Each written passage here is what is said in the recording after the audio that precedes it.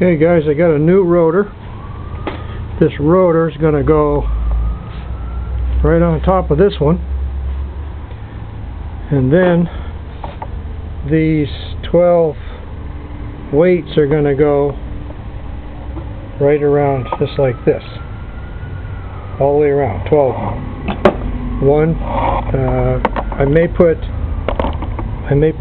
mount them like this on the inside if there's space, or I may split it and go halfway, and one on the outside, one on the inside, and we'll see what happens with that. But right now I got 35.52 pounds, and I used this scale right here from Walmart, a Taylor, and 2.95, 2.96 is what they are.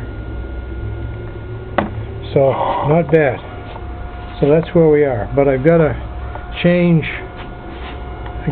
the way the PC board was mounted through this hole here to the screw. I've got to go down lower and then to this another hole in the board, so I can get away from this this edge right here, in this area where the weights are going to be flying around.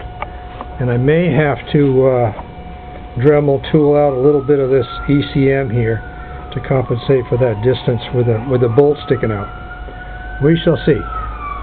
But anyway, that's where we are today. And pretty interesting. I bought these leads, and they were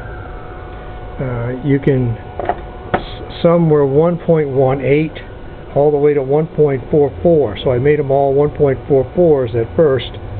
And then once I did that, then I combined them all together, and you can see the difference in the amount of weight. I mean, look at this. Look at the amount on this one. My God, man, that's a lot of washers. And, but that's what it takes to make them all the same. And so when it's running, it should run pretty smooth.